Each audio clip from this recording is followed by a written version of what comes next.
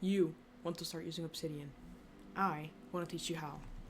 No fluff, no BS, no list of 50 plugins you must have when you're starting out, no Life OS system, no nothing, no BS, no fluff.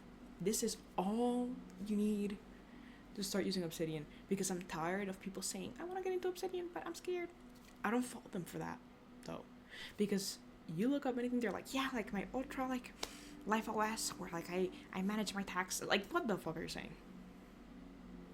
No. Most people don't need that. Vast majority, half the time, these people don't even use these, like, elaborate systems. They're just trying to sell you something. So, screw that, let's get into it. Boom. This is the Obsidian menu when you first open it up. Boom, create new vault. Me? Oh, dear lord. Okay, boom. Boom. I'm gonna, you can't see it right now, but I'm selecting my documents. Boom. Yeah, documents. Boom, right? Let me switch this for you so you can see now. Bam. Oh, fuck, why do you look like that? Let me close it. Okay. There we go. So, this, need to increase the size, but this is Obsidian. Where are you? I need you all to be able to see. I think that's, oh god. Oh, okay, no. That's better, okay. This is Obsidian, in a small window, but this is Obsidian. Wow, this is when you first open it up. It had that little graph symbol. Let me actually open it up again. The graph view, which, it's just a graph view. We can talk about it later. This is Obsidian when you first open the application up. Boom. It says, hey, make a note of something. Oh dear lord. You can create a link or try the importer. What's the importer? If you come from like Notion or Bear or any other note-taking app that's proprietary or whatever, you can import your notes so you don't lose everything. That's what that is. I'm not gonna erase it, I'll just leave it there. This right here, as you can see, like this is a darker purple and this is a lighter purple. And if you highlight it, ooh, all of a sudden we see these brackets around it. When you highlight this, you can see a different type of bracket and parenthesis combo. These things are super simple to explain. This is a wiki link, and this is a markdown link. This is pointing to a website that you have to access through your browser. This is an uncreated link to a note inside of Obsidian. So this is just a web page. You know, like it gives you information, whatever. But this is where Obsidian's heart lies. These two brackets create a link. I'm sure you probably know what it is. That's what everybody talks about. But see how you hover on it? You click it, boom. I just created a new note. And it's called create a link. Look right here. Oh, ain't that so sick? If you want to do that manually, do you write a bracket? Oh dear, that's not. Bracket, test note. You don't need to put that, I do. And then enter. Whoa, it's not real? Okay, you can click on it and you created it. That's it. In the most literal sense, that's all you need to use Obsidian. You don't need anything else. You don't need a plugin. You don't need anything else. So, okay, you're new to Obsidian. You're like, yeah, it's simple, but like my life or what? Like, first thing you have to do is identify what you want to use Obsidian for. If you're completely new to this, don't jump into some weird ass setup. Don't do that. Just do this. Ignore plugins, ignore everything else, and do this. There's official documentation online that you can read. Read that. First identify your use case. See if the native app can do what you want it to do. It probably can, especially if you don't know what you want to do with this app. It probably can. You'll be fine. Yeah, you create links, notes, whatever. Boom. Let's say you've been using it for a while. Oh yeah, I use it for school, and then I have my hobbies. That's folders, by the way. You can right-click new folder. You can click it here. Let's go over these buttons really quickly. This is the left, open and close the left side panel. This is the same for the right side panel. Just like a little couple things over here. Let's look at this first. This is open quick switcher. This is just a really fast way of looking for a note. Say that I have an anthropology note. It's one of my classes.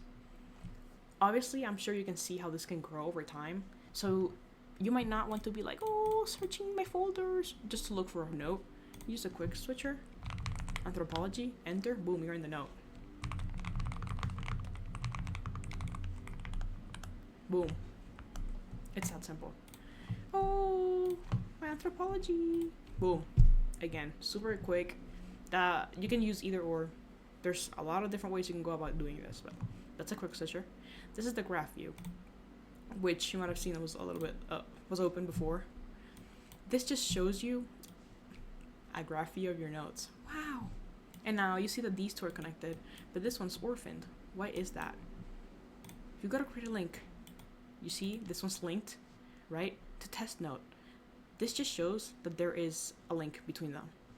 That's all that is. And this shows that both the welcome and the test note have links to the note called create a link. That's all that does.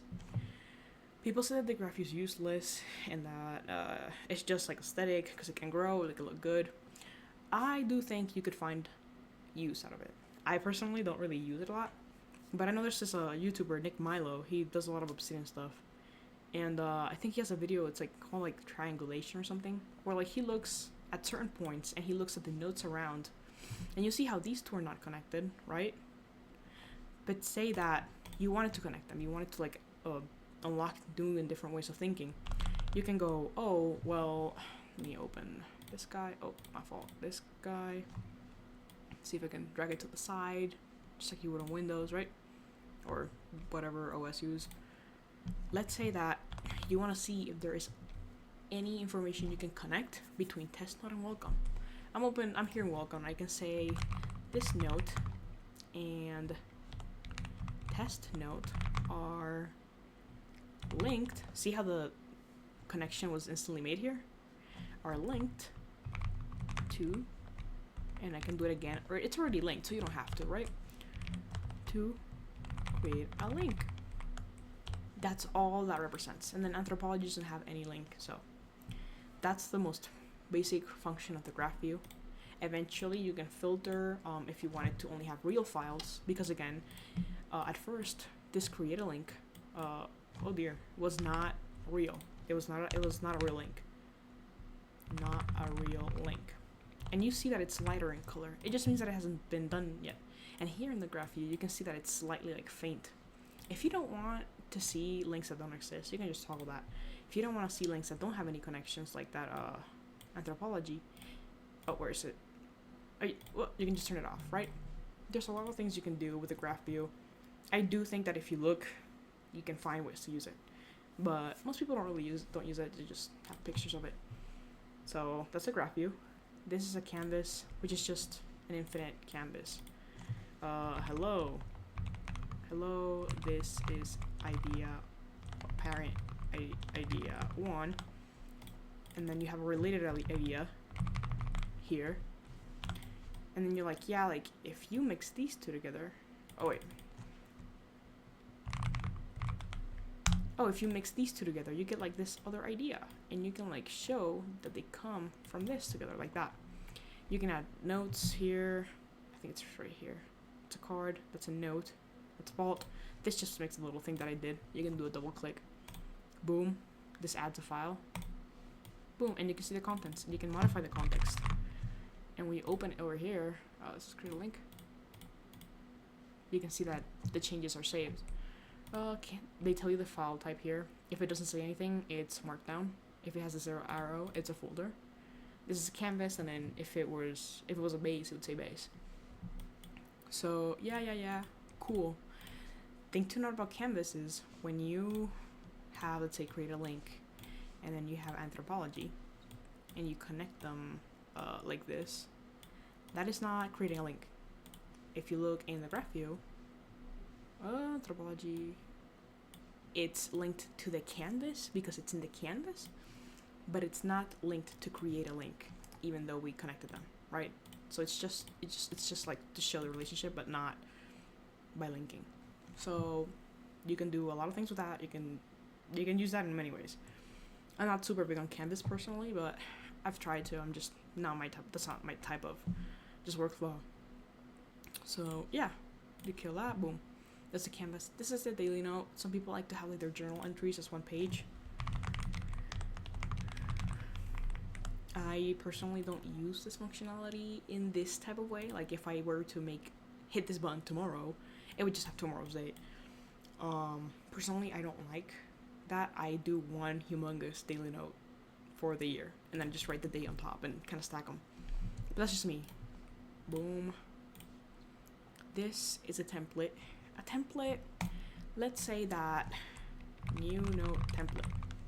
So, let's say that I want certain notes to look a certain way. Let's say, oh, this is gonna be my template for my new notes. This gives me the chance to talk to you about tags. This is a hashtag. As you can see, it works as other tags in other systems. If you want all of your new notes, for example, to have the hashtag new note, you can do boom, and that opens up a little menu. Well, embeds it, kind of. This is your properties table. You can add a tags. See, it has a special symbol, and it's tags plural, not tag singular. And then let's say that you want all of your new notes to have this hashtag, inbox or new or whatever you want. Boom. You make a new note.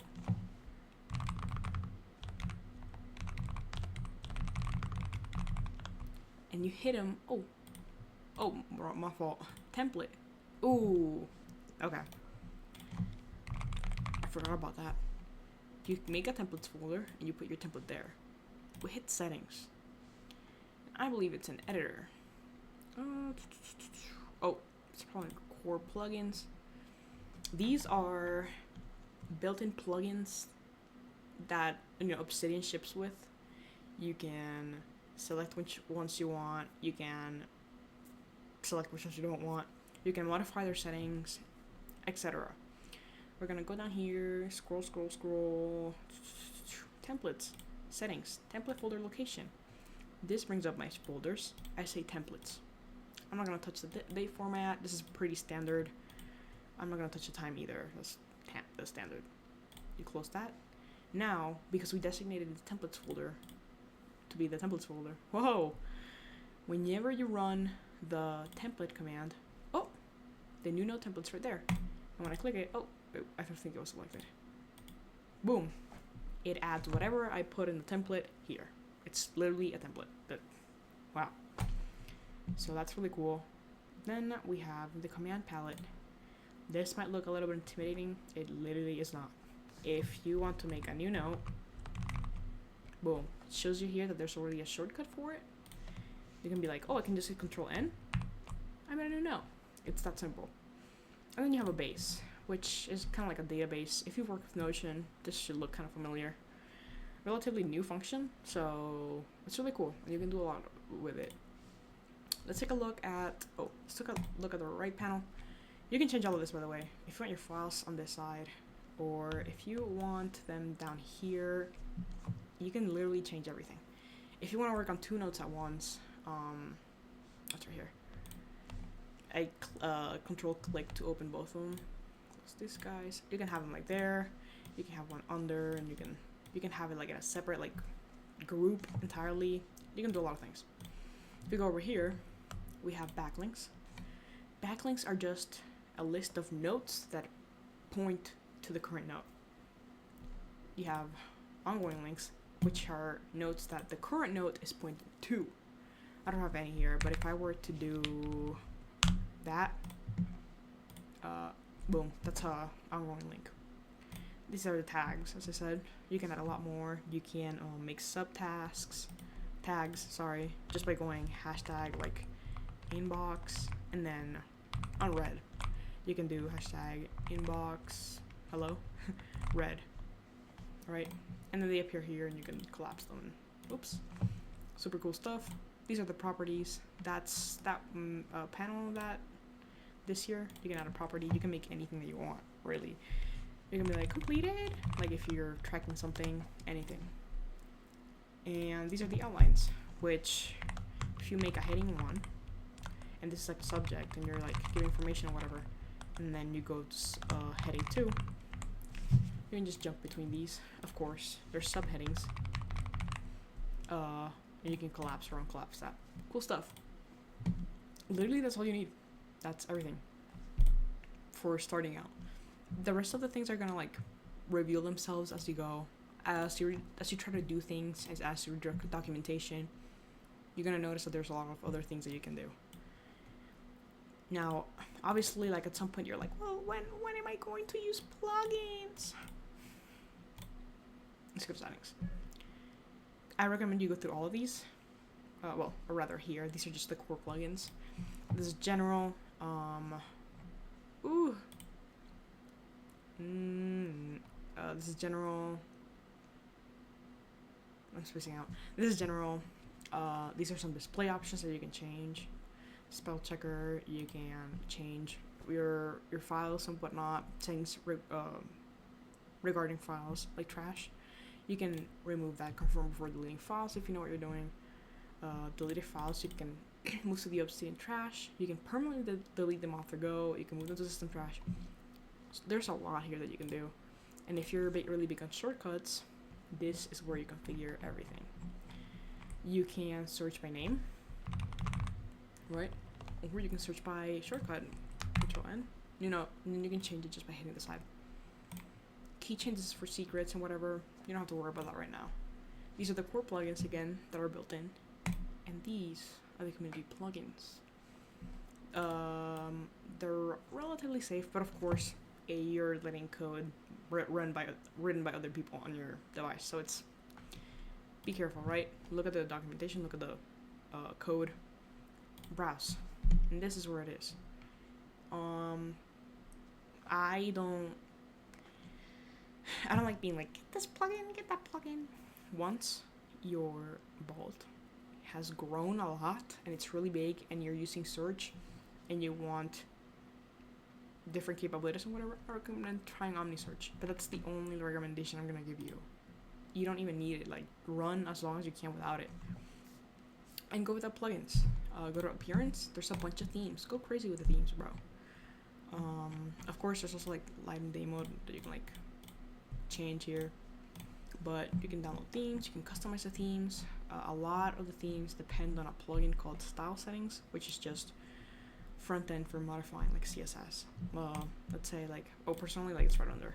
I like velocity a lot. Just don't use it. Boom. It's that simple. It's that simple. And yeah, that's all you need to know for Obsidian. Oh, and you can change this if you didn't like how it is. But write your own and whatever. That's everything you need. Okay? Don't go crazy with like some Life OS. Don't. You're good, bro. This is everything you need. So, no, Obsidian is not hard. No, Obsidian isn't hard to like complicated and convoluted. It's literally right click, new note, name of note, and whatever you want. And then if it's related to something else that you have in your vault,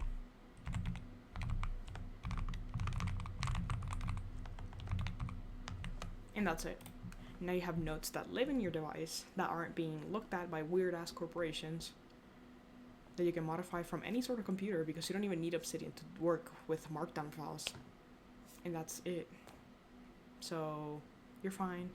Don't worry about your plugins or your life system. Like, bro, just take your notes. And if time passes and you realize like, you know, man, like this just, I don't take notes, bro, I prefer like a notebook, then that's fine.